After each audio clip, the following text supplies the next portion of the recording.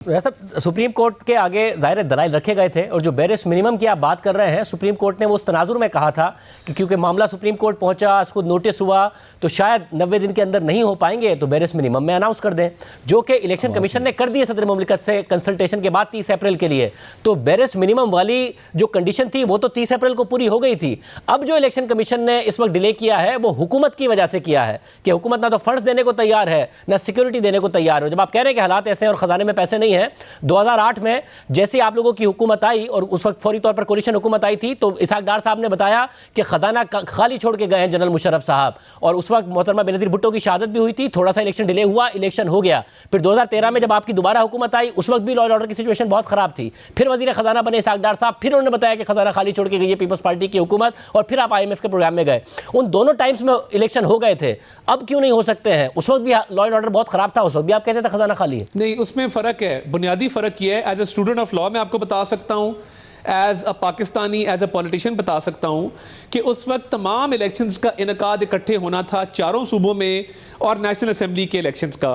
तो जब ये खर्चा एक दफ़ा करना हो तो माली हालात पे उस तरह का असर नहीं आता। और ये बड़ा टेक्निकल पॉइंट है, आप इसको अप्रिशिएट करेंगे कि देखिए जो अमला है उसकी तनख्वाहें, उसका TADA, उस पर जो खर्च आना है खाने पीने का, लॉजिस्टिक्स का, वो भी तब एक दफ़ा हुआ। ट्रांसपोर्ट का खर्चा भी एक दफ़ा हुआ। बैलेट और प्रिंटिंग मटेरियल, जितना बैलेट मटेरियल है, बैलेट पेपर है, उसका खर्चा भी एक दफ़ा हुआ। सिक्योरिटी डिप्लॉयमेंट का खर्चा भी एक दफ़ा हुआ। मगर एक शख्स की ज़िद और अना की वजह से अगर 2 असेंबलियाँ पहले टूटी हैं तो फिर हुकूमत पाकिस्तान ये खर्चा 2 दफ़ा कैसे करेगी इस फाइनेंशियल क्रंच के अंदर? पहला बुनियादी फ़र्क ये है कि ये खर्चे बार बार होंगे। तो इसीलिए जो 8 अक्टूबर की डेट दी गई है वो तमाम इलेक्शंस मुल्क में एक दफ़ा करवाने के लिए दी गई है। और ये खर्चे वाली बात तो हो गई, और ये बिल्कुल वाज़ेह बात है, बड़ी क्लियर है कि खर्चा बार बार नहीं किया जा सकता। फाइनेंशियल क्रंच है तो एक ही दफ़ा खर्चा हो और कौमी और सूबाई इलेक्शंस एक ही दफ़ा हों। इससे अगर आप आगे चले तो आर्टिकल 224 बड़ा क्लियर है। जो केयर टेकर गवर्नमेंट्स का कॉन्सेप्ट है वो इसलिए दिया गया था पाकिस्तान के अंदर, हालांकि हमारे हमसाए मुल्क में नहीं है, कि ये बिल्कुल फ्री, फेयर, ट्रांसपेरेंट, गैर जानिबदार, मुनसिफाना इलेक्शंस का इनकाद हो। अब जब हमारी गवर्नमेंट होगी और सूबे में इलेक्शन होंगे तो हमारा कुछ इन्फ्लुएंस चलेगा। अगर सूबे में जिसकी भी गवर्नमेंट आती है, जब नेशनल असेंबली के इलेक्शन होंगे तो फिर उनका इन्फ्लुएंस चलेगा। तो फिर केयर टेकर का कॉन्सेप्ट जो आर्टिकल 224 वाजे करता है वो किधर जाएगा? वो भी आइन की शिक है। फिर सिंध और बलूचिस्तान का बहुत बड़ा इतराज़ ये है कि जब सेंसस हो गया और सेंसस शुरू है तो 2 सूबों में नए हल्का बंदियों पे इलेक्शन होंगे, 2 में पुरानी के होंगे। और जिन 2 सूबों में खैबर पख्तूनख्वा और पंजाब में पुरानी हल्का बंदियों के मुताबिक इलेक्शन होंगे, उधर कौमी असेंबली के इलेक्शन जब होंगे तो वो नई हल्का बंदियों पे होंगे। मगर इन तमाम चीज़ों के लिए आपको मुतमईन करना पड़ेगा ना। आपने पहले सुप्रीम कोर्ट के आगे ये मामलात रखे, सुप्रीम कोर्ट ने उसके बावजूद 30 अप्रैल का फैसला दे दिया।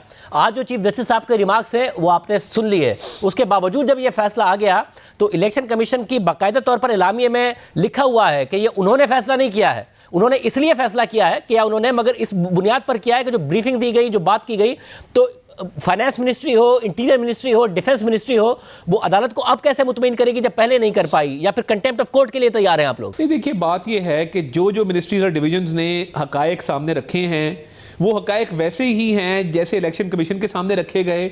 वही हकायक अगर सुप्रीम कोर्ट ने बुलाया तो उनके सामने भी रखे जाएंगे। इसमें कोई ऐसी बात है नहीं कि जब ये बात बिल्कुल वाजे हो चुकी है कि फंड्स हैं नहीं, लॉ एंड ऑर्डर की सिचुएशन है, सेंसस चल रहा है, आर्टिकल 224 के मुताबिक केयर टेकर्स का कॉन्सेप्ट है, तो ये सुप्रीम कोर्ट जब बुलाएगी तो ये तमाम चीज़ें उनके सामने रखेंगे और लॉजिकली ये आर्ग्यू करेंगे। और देखिए जो 8 सफ़ों का इलेक्शन कमीशन का ऑर्डर है उसमें उन्होंने पैराग्राफ 14 का सुप्रीम कोर्ट के ऑर्डर का रेफरेंस दिया है और उन्होंने कहा है कि अगर ये तमाम चीज़ें मुमकिन ना हो, 90 दिन के अंदर इलेक्शंस का इनकाद मुमकिन ना हो और ऐसा course available where such a course is not available, then elections to be held within the barest minimum time. फिर कम तरीन वक्त में इलेक्शंस करवाए जाएं अगर 90 दिन में नहीं हो सकते। अब कम तरीन वक्त हमारे मुताबिक या इलेक्शन कमीशन ने जो फैसला किया है वो यही है कि जब मुल्क में एक ही दफ़ा इलेक्शंस होंगे, खर्चा एक ही दफ़ा होगा तमाम सूबों में और कौमी असम्बली के इलेक्शंस के हवाले से, और ये नहीं होगा कि डबल डबल खर्चे हो रहे हैं। ये शाह खर्ची पाकिस्तान अफोर्ड नहीं करता। हल्का बंदियों के जो मसाइल हैं वो भी हल हो चुके होंगे, और तब तक होपफुली क्योंकि इंटेलिजेंस बेस्ड ऑपरेशन चल रहे हैं, law and order based operation चल रहे हैं, तो उसमें भी इंशाल्लाह बेहतरी आ चुकी होगी। मगर क्या ये कानूनी तौर पे भी जो परमिसिबल है वो हल यही लगता है। मगर लॉजिकल और कानूनी तौर पर असल में जो मामला है, आप लॉजिकल और कानूनी बता रहे हैं, यह है कि इमरान खान साहब को किसी तरीके से कोशिश थी कि गिरफ्तार कर लिया जाए, किसी केस में वो जेल में चले जाएं और उसके बाद उन्हें कैंपेन करने का मौका ना मिले, उसमें आप कामयाब हो नहीं सके, तो इसलिए अब यह रास्ता अपनाया गया। और खान साहब ने आज ये इल्ज़ाम लगाया है कि आईजी इस्लामाबाद और आईजी पंजाब मिलकर उन्हें उनके कत्ल की साजिश कर रहे हैं। ये क्या या तो उन्हें जेल में डालना चाहते हैं या फिर उन्हें मारना चाहते हैं, वो ये कह रहे हैं। नहीं, देखिए बात बड़ी सिंपल है कि इमरान खान साहब ने कुछ जराइम किए हैं, तोशा खाना का एक रेफरेंस है, तोशा खाना का एक क्रिमिनल ट्रायल है, उसके अलावा उन पर मुकदमात है, टिरियन जेड वाइट का केस है। अब ये मुल्क में नई रवायत डल गई है कि अदालतें एक मुजरिम से या मुलजिम से पूछती हैं कि आप किस दिन बेल करवाने आना चाहते हैं। एक मुलजिम से ये पूछती हैं कि आपको कब सहूलत रहेगी। एक मुलजिम से ये पूछती हैं कि फ़र्द जुर्म आयद होनी चाहिए कि नहीं होनी चाहिए। पाकिस्तान का कोई भी शहरी हो, फ़र्द जुर्म जिस दिन अदालत ने करनी हो आयद, वो आयद होके रहती है। ये वाहिद शख्स है जिसने 2 महीने से अपने ऊपर फ़र्द जुर्म आयद नहीं होने दी, क्योंकि इसके हाथ करप्शन में रंगे हुए हैं। ये तोशा खाना का जवाब नहीं देना चाहते, ये टेक्निकलिटीज़ पे खेलना चाहते हैं, इसीलिए अदालतों पर भी हमलावर होते हैं, लॉ इन्फोर्समेंट एजेंसीज भी हमलावर होते हैं।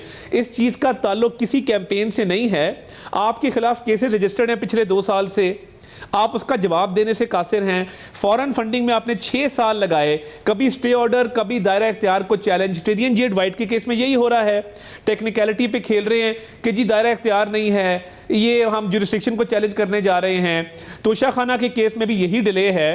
एक शख्स डिफायंट है, वो अपने खिलाफ केसेस को मानता नहीं है, अदालतों को डिक्टेशन देता है, उसकी डिक्टेशन मानी जाती है, लोग कहते हैं कि उसकी सहूलतकारी की जाती है, उसके सहूलतकार मौजूद हैं, तो फिर क्रिमिनल लॉ खत्म कर दे इस मुल्क में।